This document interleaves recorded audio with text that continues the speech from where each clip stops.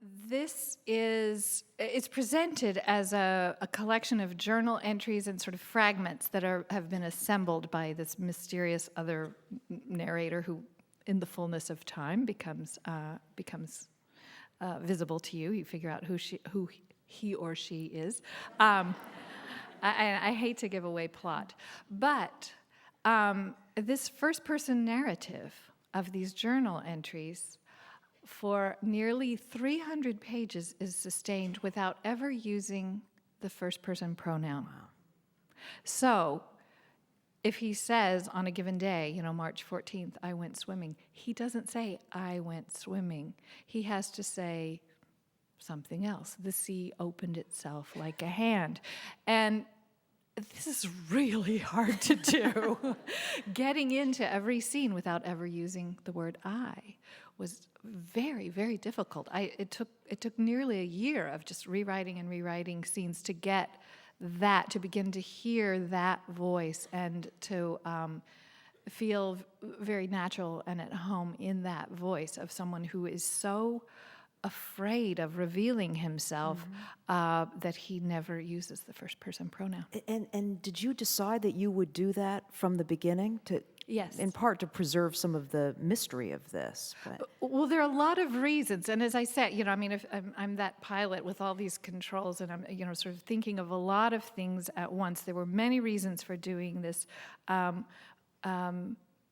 For character, to be true to the character he is, to build a certain kind of sympathy and a certain kind of suspense. So if and when he ever does begin to speak in the first person, that would have a lot of impact, wouldn't it?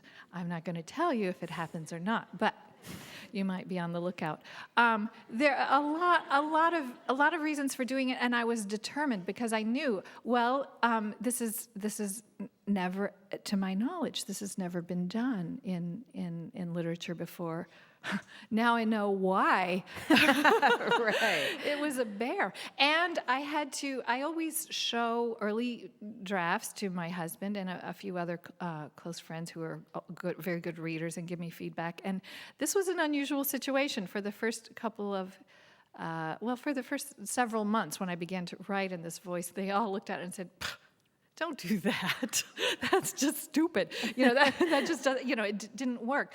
Well, I knew it wasn't working, but I was determined to do it. And there comes a point where, let's say, I knew that if I could do this, then I felt that I would have done something remarkable for all kinds of reasons, not just to prove to myself I could do it, but for all of the reasons that I was invested in this particular voice. I wanted to do something that had never been done before. That's very thrilling, even when people you love are saying, bad idea. So it was a big day when I printed out the completed first draft, which no one had seen, and I gave it to my husband, and divorce was not an option. And I just about had to lock myself in a closet so I wouldn't hover. He said, "You're hovering." So I just tried to go about my business. I don't care. I do know what page you're on, but I'm not looking. And then I was thinking, well, aren't you done yet? And when he got to the last 50 pages, I couldn't help it. I needed to be in the same room with him because he knew how important this was, and there is a chance he might lie, because as I said, divorce was not an option. So I wanted to see him read the last 50 pages. The book develops a momentum. Right. It rolls, faster and faster down the hill. A lot happens, and then it kind of, I will say, has a pretty spectacular ending. In my opinion, but I wanted to see, if it worked.